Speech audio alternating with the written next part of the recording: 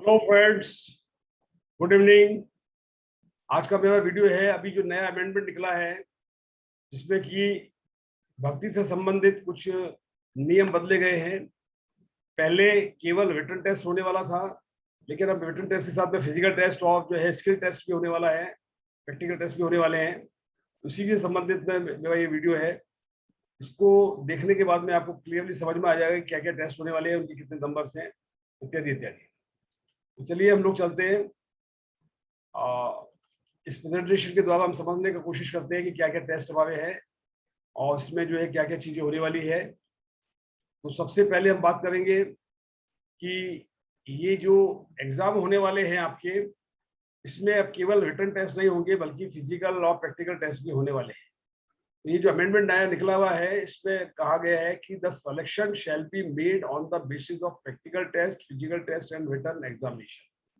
यानी कि अब केवल रिटन एग्जामिनेशन नहीं होगा बल्कि उसमें प्रैक्टिकल टेस्ट भी होंगे और फिजिकल टेस्ट भी होंगे। अब क्या क्या फिजिकल टेस्ट होंगे, क्या क्या प्रैक्टिकल टेस्ट होंगे, वो हम डिटेल में डिस्कस करेंगे। और those candidates who fails to secure minimum 33% marks and in case of candidates belonging to SC and ST minimum 28% in written examination shall not be allowed to participate in the practical test and physical test।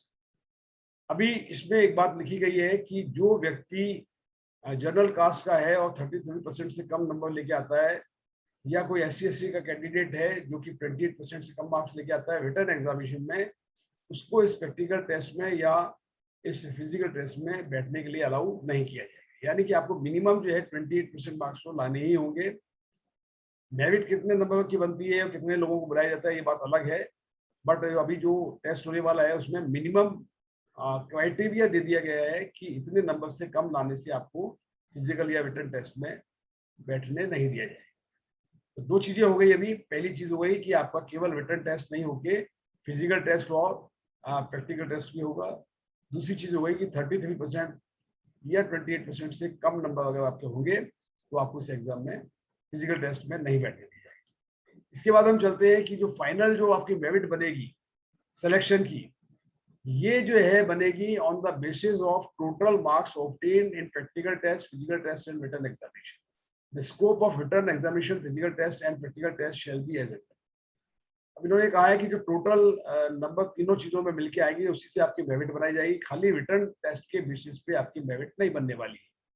आपको ये physical test और written ये जो practical test है ये भी देने पड़ेंगे और इनके जो नंबर आएंगे ये तीनों नंबरों को जोड़ा जाएगा और इन तीनों नंबरों को जोड़ के ही आपकी मेरिट लिस्ट बनाई जाएगी।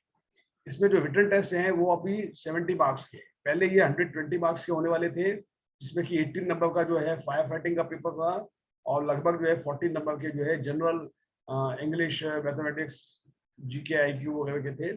अब इसमें ये क्लियर नहीं बताया गया कि फायर का कितना है और जनरल कितना है। उसी रेशो में अगर होता है तो हो सकता है कि जो है 30 नंबर का GK वगैरह हो, 40 का फायर का हो, इत्यादि इत्यादि।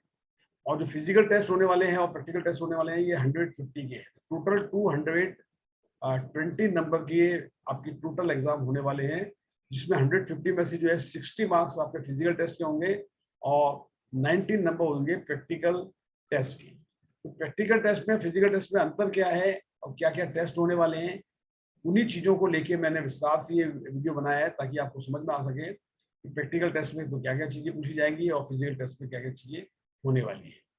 वैसे नोटिफिकेशन में ये बातें बहुत क्लियरली बता दी गई है, बट फिर भी जिन लोगों को समझ में नहीं आता है उनके लिए ये वीडियो है। तो फिजिकल जो टेस्ट होने वाले हैं ये आपके 60 मार्क्स के हैं और 60 मार्क्स में से क्या क्या चीजें होने वाली हैं उनमें सबसे पहले है 400 मीटर रेस। 400 मीटर रन जो होने वाला है उसके मैक्सिमम मार्क्स है 15 नंबर हैं। जो व्यक्ति 1 मिनट और 20 सेकंड के अंदर अंदर 400 मीटर रेस कंप्लीट कर लेगा उसको कंप्लीट 15 मार्क्स मिल जाएंगे। जो व्यक्ति 1.25 यानी कि 1 मिनट और 25 सेकंड में कंप्लीट करता है उसको जो है 10 मार्क्स मिलेंगे। 1 मिनट 30 सेकंड में करने पे 8 मार्क्स मिलेंगे। 1 मिनट 40 सेकंड पे करने पे आपको 4 मार्क्स मिलेंगे, 4 मार्क्स मिलेंगे।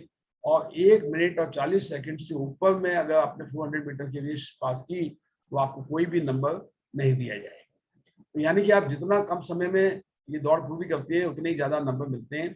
इसलिए आप सभी को जो है अपना रनिंग का प्रैक्टिस स्टार्ट कर देना चाहिए जिन लोगों ने नहीं किया हुआ अभी, क्योंकि ये आपको बहुत फायदे देने वाला है कि इसी से मेरिट लिस्ट ऊपर जाने वाली है।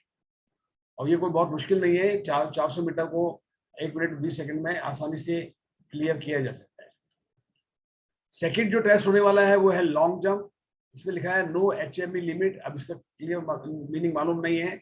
HME का मतलब है कि हायर लिमिट कुछ भी हो सकती है। इसके लिए भी 15 मार्क्स दिए हुए हैं, यानी कि लॉन्ग जंप के लिए 15 नंबर है मैक्सिमम, और जो 12 फीट या उससे ज्यादा कूदेगा उसको 15 नंबर मिलेंगे। 11 से 12 फीट कूदने वाले को 10 नंबर मिलेंगे। 10 से 11 फीट कूदने वाले को 8 नंबर मिलेंगे, या 8 से 10 फीट कूदने वाले को 4 मार्क्स मिलेंगे, और इससे ज्यादा कम कूदने वाले को 8 या 8 से कम फीट कूदने वाले को कोई नंबर नहीं दिया जाएगा। यानी कि लॉन्ग जंप के अंदर 15 मार्क्स उस व्यक्ति को मिल सकते हैं जिसने 12 फीट का लॉन्ग जंप कूदा है। ये भी प्रैक्टिस की चीजें है, लगातार प्रैक्टिस अगर आप करते रहेंगे तो बहुत आसानी से आप 15 फीट 12 फीट तक कूद सकेंगे।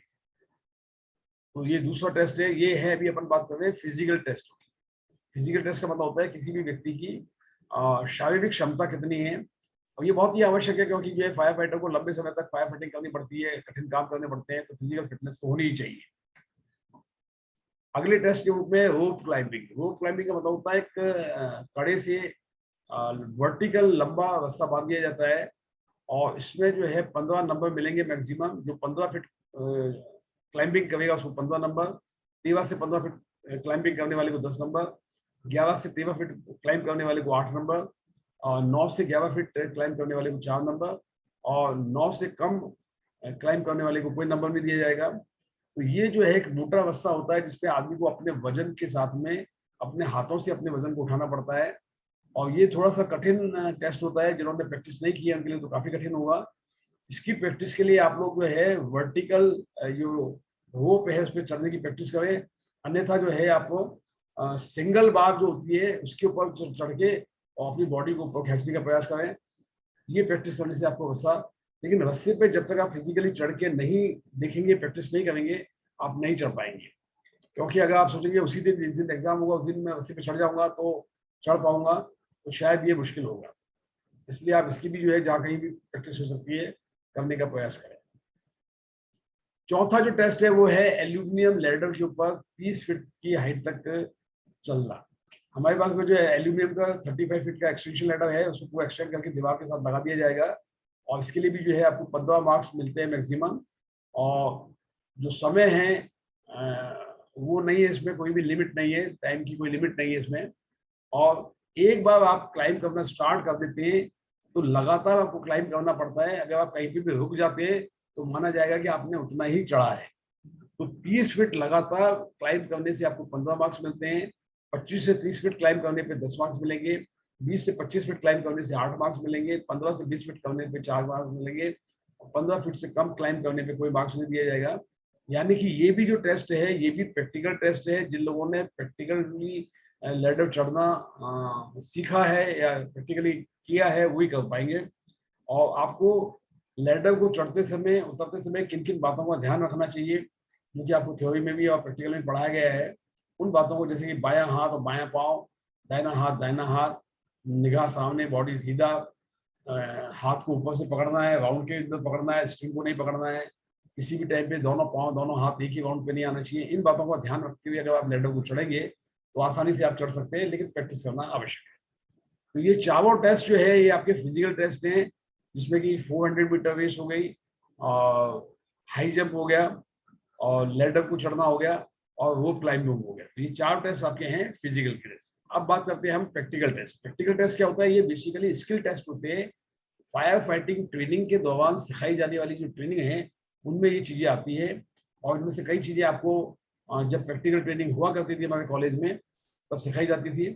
अब चूंकि जो है कोविड के टाइम पे जो है बीच में कुछ चीजें प्रैक्टिकली नहीं हो पाई हैं, कुछ चीजें आप लोगों ने फायर स्टेशन पे जो ट्रेनिंग हुई थी वहाँ पे सीखी हैं। तो इनमें क्या क्या टेस्ट होते हैं, क्या क्या नंबर्स हैं, वो मैं बताऊंगा आपको। तो सबसे पहले 100 metre race with fireman lift. आपको रेस्क्यू ऑपरेशन जो सिखाए गए हैं उनमें एक फायरमैन लिफ्ट सिखाया गया था, जिसमें कि आप कंधे के ऊपर किसी भी व्यक्ति को उठाते हैं। उस उठाने के तरीके को, मेथड को बोलते हैं फायरमैन लिफ्ट।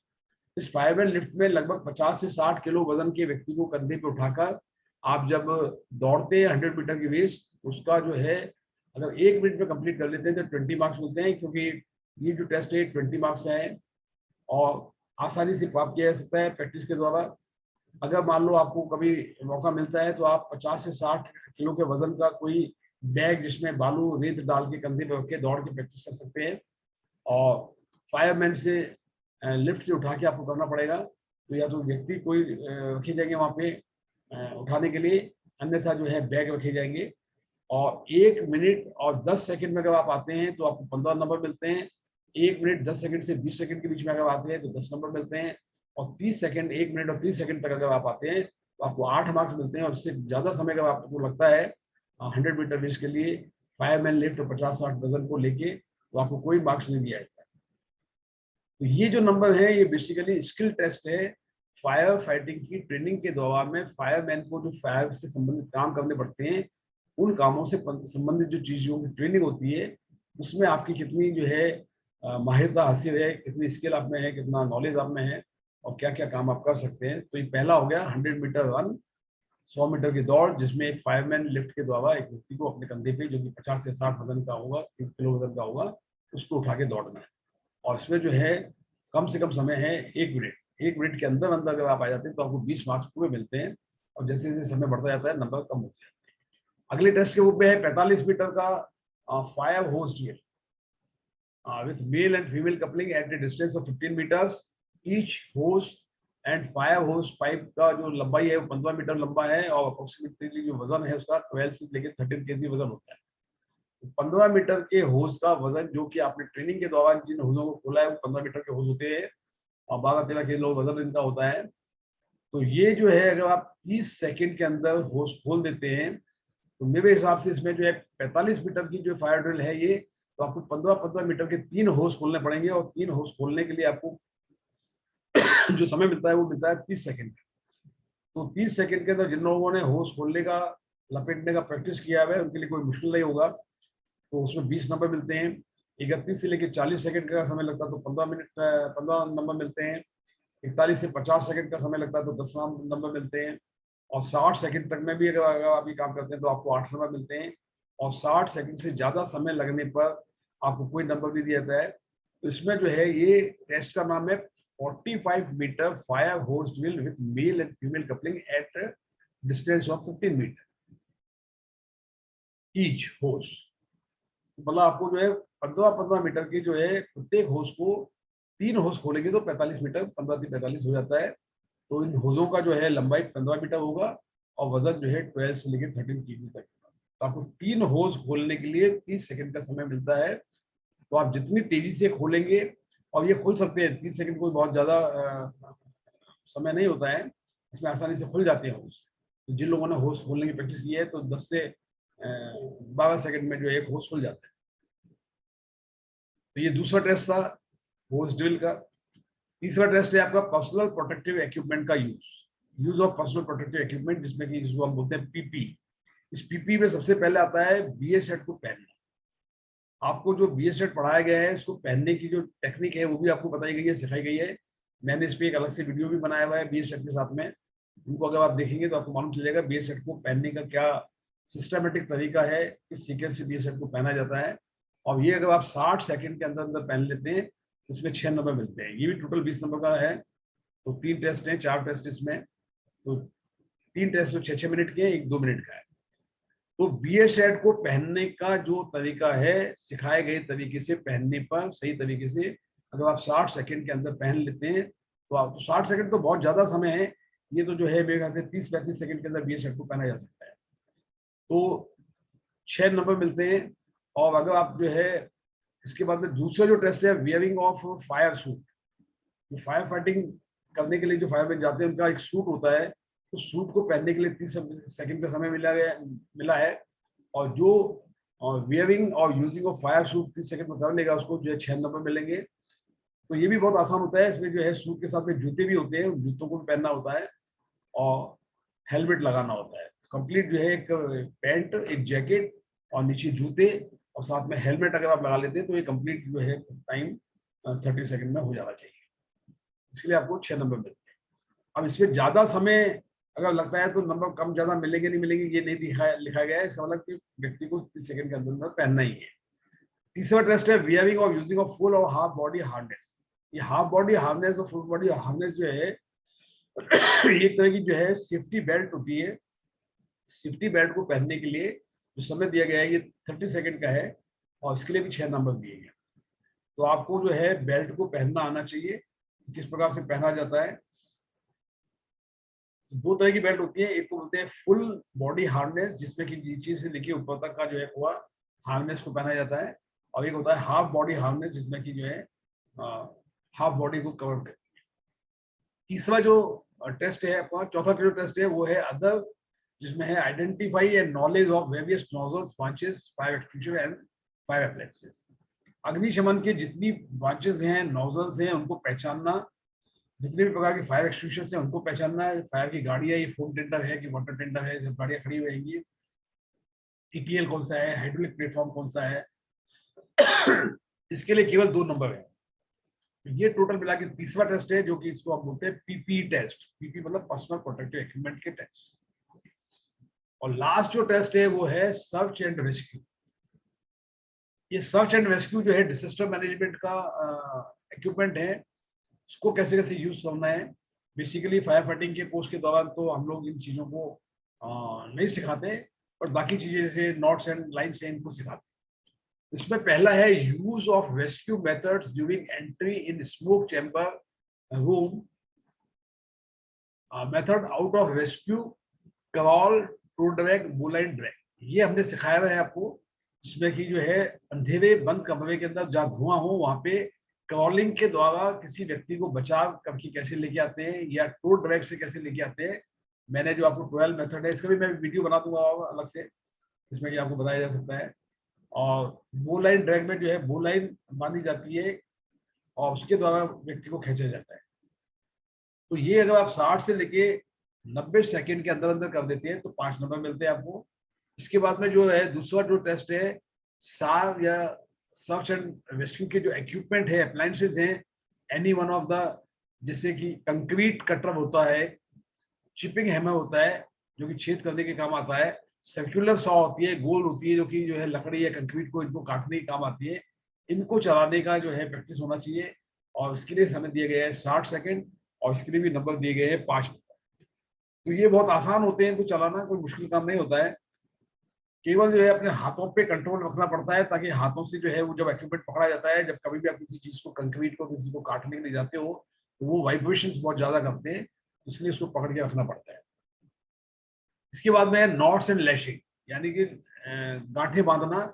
इसमें जो है 2 गांठों के बारे में बताया गया है, कोई भी 2 गांठ बांधी जा सकती है। जैसे एग्जाम्पल दिया है, कोई लाइन या हिच बांध सकते हैं, बो लाइन। तो बो लाइन बहुत सारी होती है, बो लाइन ऑन द बाइट, कमर में बो लाइन बांधना, रनिंग बो लाइन। तो ये जो बो लाइन बांधना, मल्टीपर्पज थंब नॉट, तो मल्टीपर्पज जो थंब नॉट है वो कैसे बांधनी है। तो 60 सेकंड में अगर वो आप गांठ, जो भी गांठ आपको बताई जाती है वो बांधते हैं, तो आपको 3 नंबर मिलते हैं। और emergency method for rescue, PK bag और ह्यूमन क्लच जैसे जो रेस्क्यू मेथड्स आपको सिखाए गए हैं, ये अगर आप करते हैं 30 सेकंड के अंदर, तो ये आपको 2 मार्क्स मिलते हैं। मैं अलग से जो है इस रेस्क्यू ऑपरेशन पे या बीएसएफ के ऊपर वीडियो बना दूंगा। वीडियो मैंने बनाए हुए भी हैं शायद, और अपलोड किया कि नहीं किया मालूम नहीं है बीएसएफ के अंदर, तो वो आपको मिल जाएंगे। तो ये सभी टेस्ट है जो कि आपको आने वाले एग्जाम के अंदर करने हैं। और ये एग्जाम जो प्रैक्टिकल ट्रेनिंग और जो ये होने वाली है, ये रिटर्न एग्जाम के बाद होंगे। जो व्यक्ति क्वालिफाइड हो जाएंगे और जो मिनिमम मार्क्स हैं उनको आ जाएंगे, तो वो लोगों को ही इसमें बैठने के लिए बुलाया जाएगा। लेकिन आवश्यक नहीं कि सभी को बुलाया जाए, क्योंकि जितनी वैकेंसी होती है उसके हिसाब से रेशो होता है कि कितने आदमी को 1:4 या 6 कितने लोगों को बुलाया जाएगा, उसी अनुपात से मेरिट से ही बुलाया जाएगा। मुझे उम्मीद है कि आपको सभी तरह के टेस्ट समझ में आ गए होंगे, क्या क्या टेस्ट है, कैसे कैसे होने हैं, कितने कितने नंबर हैं उनके। तो यही मैं इस वीडियो के द्वारा आपको बताना चाह रहा था कि डिफरेंट टेस्ट कौन कौन से हैं, और इन टेस्टों से संबंधित और जानकारियां और वीडियो और डिटेल्स में आपको अगले वीडियो में दे दूंगा। Thank you very much. तो मैंने अभी आपको इस वीडियो के द्वारा नए नोटिफिकेशन के हिसाब से क्या क्या प्रैक्टिकल टेस्ट होने वाले हैं, फिजिकल टेस्ट होने वाले हैं, उनकी विस्तृत जानकारी दे दी गई है। मुझे उम्मीद है कि आपके लिए ये वीडियो यूजफुल रहेगा। Thank you very much.